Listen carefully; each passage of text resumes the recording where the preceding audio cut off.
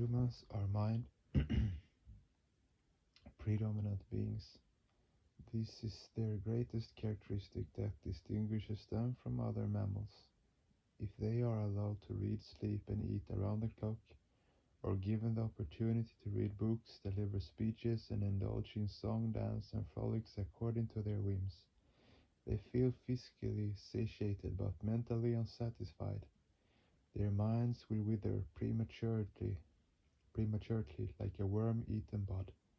No one would like to be a Yule-bedecked, well-fed belle of a harem, but would rather prefer to be a poor bride with some amount of freedom. People want an open sky above their heads, and a vast and bounteous earth below their feet. Between the two, mind free to roam joy and mirth. They are ready to admit their faults and take suggestions for rectification.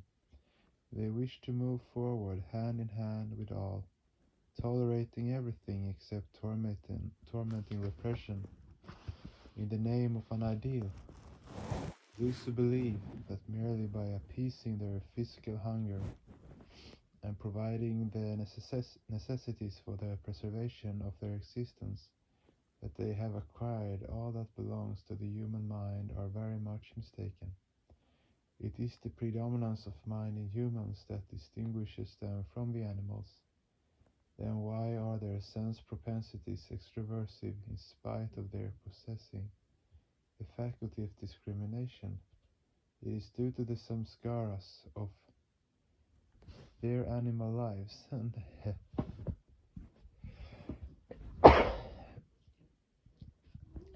the acquired experiences of their previous animal minds, whether the past experiences were happy or sorrowful. The mind does not fear its previous objects as much as the probable severity of things to come. Human beings have no experience of divinity, as in the past they were under the spell of animality, and so their sense propensities are from the very outset inclined towards familiar and well-known animality, and they run after external objects. But having realized the futility of animality through sadhana, the mind gradually moves towards consciousness. When the consciousness of their animal identity leaves the mind, by the grace of Brahma, they then realize in the core of their hearts the futility of the goal of their past lives, and become eager to reveal these to others. Seeing the system of sannyasins, monks and nuns, many people think that if the tendency of sadhana or spiritual practice is towards the Supreme Being, it may perhaps result in the neglect of mundane duties. Some even think that sadhana is impossible unless one goes to the forest forsaking hearth and home. All these ideas are incorrect. The success of the sadhana of human beings, who are a blending of animality and divinity, lies in the reduction of their animality and the unfolding of their divinity. Humans are discriminating beings. Sadhana accentuates this power of discrimination and judgment and enhances their consciousness. By transcending the differences in the world of matter through sadhana, they merge in cosmic consciousness, Shivatva. In other words, sadhana means the establishment of consciousness through a struggle against inertness, the conversion of the gratification of individual desires into consummate love. Those who do the sadhana of desire, who knowingly direct their propensities ritis towards external objects, become crude, because they fail to utilize the rein of their mind to keep the organs under control. Their minds gradually become crudified. Their condition is then degraded to the level not merely of animals, but of matter, of wood, stone, etc. Then, with the last remnant of their subtle human mind gradually becoming crude, they can no longer claim to be the glorious humans. Thus the Rishi sage said that such people are truly torpid. Actually, such snobbish, pedantic materialist sadhakas are far inferior to animals like asses, etc. They repeatedly face rebirth and continually bind themselves to the chain of slavery. They can never attain the ultimate liberation. As a result of their crude thoughts, they take the form of animals, or straw, trees, etc. Through the centripetal action of introversive prakriti, they regain human bodies, but they again become involved in crude activities and attain subhuman bodies. Thus they fall repeatedly into the eddies of life and death. Repeatedly they are caught in the dreadful pit of death. They remain only half alive, fearing death every moment of their existence. This becomes their destiny.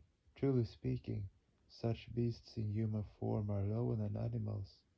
Prakriti, by the law of nature which keeps animals alive through instinctive impulses, gradually unfolds greater and greater expressions of consciousness within their propensities, by means of clashes and counter-clashes, and thereby transforms them into higher beings with more developed minds.